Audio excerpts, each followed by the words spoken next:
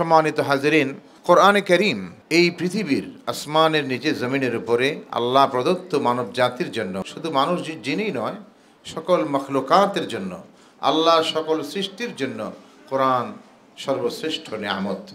এর চেয়ে বড় নিয়ামত আর কিছু হতে পারে না। এবং আমাদের প্রিয় নবী, আখির নবী, বিশ্বনবী রাহমাতুল আলামিন, তার সর্বশ্রেষ্ঠ অনন্ত মুজিজা হচ্ছে কোরআনে কারীম।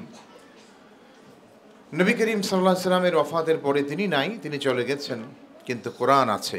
আর কোরআনকে কেন্দ্র করে দ্বীন, ইসলাম, শরিয়া মানুষ অনুসরণ করে চলছে এবং চলবে যতদিন পর্যন্ত কোরআন থাকবে, কোরআনওয়ালা মানুষ থাকবে, দুনিয়া থাকবে। আর যখন কোরআন এবং কোরআনওয়ালা মানুষ আর থাকবে না, তখন আসলে পৃথিবীটাই থাকবে না, আল্লাহ দুনিয়াটাকেই ধ্বংস করে দেবেন। এই জন্য আমাদের সন্তানরা যারা কেউ হিফজ করছে বা আমাদের একাডেমিক সিস্টেমে যারা পড়াশোনা করে যাচ্ছে এই দ্বীনি শিক্ষা প্রতিষ্ঠানে, এটা আমাদের বুঝতে হবে যে আল্লাহ তাআলা যে আমাদেরকে একটা বিশেষ মর্যাদা মর্তবা দেওয়ার কারণেই আল্লাহ পাক বিশেষভাবে নির্বাচন করেছেন। এই পৃথিবীর হাজারো শত সহস্র কোটি কোটি মানুষের মধ্য থেকে, শত শত কোটি মানুষের মধ্য থেকে আল্লাহ আমাদেরকে বাছাই করে যে কোরআন শিখছি বা আমার সন্তানকে শিক্ষা দিচ্ছি, এই যে বিষয়টা, এর জন্য এই নির্বাচনটা একান্তই আল্লাহর পক্ষ থেকে। এবং কোরআনে কারীমের সূরাতুল ফাতিরে আল্লাহ এটা বলেছেন, সুম্মা আওরাসনাল কিতাবাল্লাযীনা আসতাফাইনা মিন ইবাদিনা, যে আমি আমার বান্দাদের মধ্য থেকে কিছু মানুষকে আমি নির্বাচন করেছি এই কোরআনের জন্য। আল্লাহর কিতাব গ্রহণ করবে, তারা শিখবে, জানবে, মানবে, জীবনটা সেভাবে পরিচালিত করবে। এর জন্য আমি কিছু মানুষকে, পুরুষ নারী সবার মধ্য থেকে আমি কিছু মানুষকে বাছাই করেছি, নির্বাচন করেছি।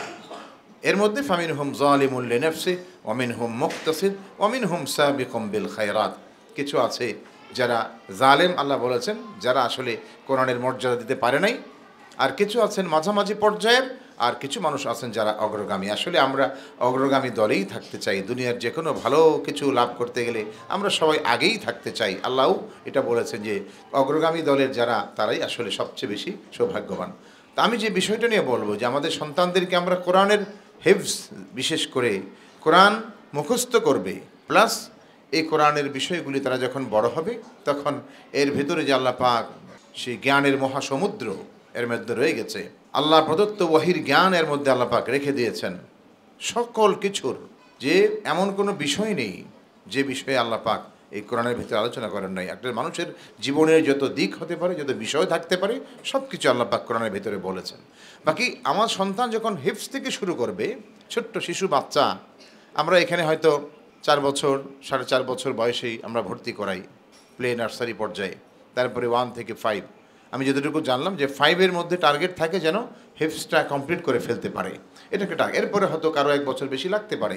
বাকি হচ্ছে এই যে 10, 11, 12 বছরের মধ্যে হিফজটা করে ফেলতে পারা, এটা খুব গুরুত্বপূর্ণ। কারণ এই সময়টা বাচ্চারা একেবারে মাসুম এবং নাবালেগ, তারা এই সময়ে দুনিয়ার অনেক কিছুই, যেগুলির কারণে মানুষের ব্রেনের মধ্যে উলঝন চলে আসে, যখন ব্রেনটা তার জেহেনটা এদিক সেদিক বিক্ষিপ্ত বিচ্ছিন্ন হয়ে যায়, এর আগেই তার ব্রেনটা শুধুমাত্র একদিকে রেখে এক সুইয়ের সাথে সে যেন পড়াশোনাটা মনোযোগের সাথে করতে পারি। আর হিফজের ব্যাপারটা যেহেতু একটু কঠিন ব্যাপারও, রাসূল করিম সাল্লাল্লাহু আলাইহি ওয়াসাল্লাম হাদিসে উদাহরণ দিয়ে বলেছেন, জঙ্গলের একটা উট, যে উটটি জঙ্গলেই ঘুরে বেড়ায়, সে খোলা এইভাবেই থাকে, বাধা নয়, সে উন্মুক্ত, তাকে যদি কেউ ধরে এনে বেঁধে রাখে বাড়িতে, বাসার সামনে, তাহলে উটটি ততক্ষণই থাকবে যতক্ষণ সে রশি দিয়ে শক্ত করে বাঁধা।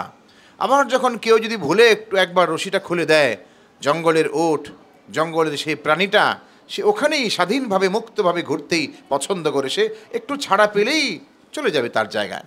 ঠিক কোরআনকে উদাহরণ দিয়ে বলেছেন আল্লাহ রাসূল সাল্লাল্লাহু আলাইহি ওয়াসাল্লাম যে এরকম এটাকে যতক্ষণ বেঁধে রাখবে ততক্ষণ সে থাকবে। মানে হচ্ছে এর পড়াটা এমনভাবে পড়তে হয়, স্টাডিটা এত ব্যাপকভাবে করতে হয় যে যতক্ষণ মজবুতভাবে স্টাডি চালু রাখবে ততক্ষণ হিফজটা থাকে।